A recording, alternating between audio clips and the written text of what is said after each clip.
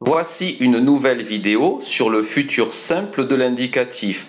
Tu te souviens que le futur est un temps qui permet de décrire des événements qui vont se dérouler dans le futur, mais à coup sûr, c'est le plus important. Il existe également un autre futur qu'on utilise beaucoup à l'oral, c'est le verbe aller, plus l'infinitif je vais cuisiner. Là, dans quelques instants, je le ferai à coup sûr.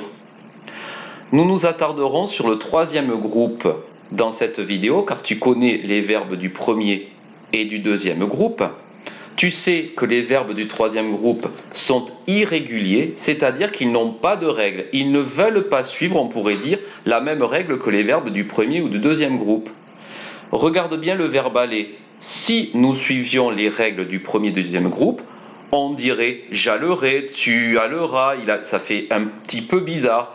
Eh bien, c'est un verbe irrégulier puisqu'on dit et on écrit j'irai, tu iras, il ira, nous irons, vous irez et ils iront. Regarde le verbe dire. Si on suivait la règle, eh bien, on dirait je dirai, tu diras. Tu as bien compris que ce n'est pas juste. Il est donc irrégulier et on dit et on écrit je dirai, tu diras, il dira, nous dirons, vous direz, ils diront ou elles diront. Pour le verbe faire, s'il suivait la règle, on dirait je ferai, tu feras, etc., etc. Il ne suit donc pas la règle puisqu'on dit et on écrit je ferai. Attention, le AI se transforme en E. Je ferai, tu feras, elle fera, nous ferons, vous ferez, ils ou elles feront.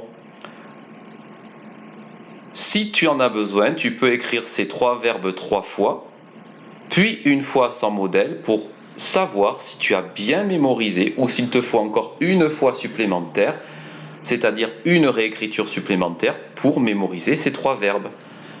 Et ensuite, je te proposerai un exercice, petite pause. Voici un exercice où tu dois conjuguer le futur de l'indicatif avec les personnes qui sont ici. Tu as des verbes du premier groupe, du deuxième groupe et les verbes irréguliers du troisième groupe. Effectue ce travail à ton rythme et ensuite je te proposerai l'autocorrection. Petite pause. Voici l'autocorrection de cet exercice numéro 3. J'ai écrit en un peu plus grand et italique, c'est-à-dire penché, les verbes du troisième groupe que tu as appris tout à l'heure. J'espère qu'ils seront restitués correctement. Et sinon, ce que je te propose, c'est que tu peux aussi les réécrire une fois si tu as eu des petites difficultés. Je te laisse regarder cette correction un petit instant, petite pause.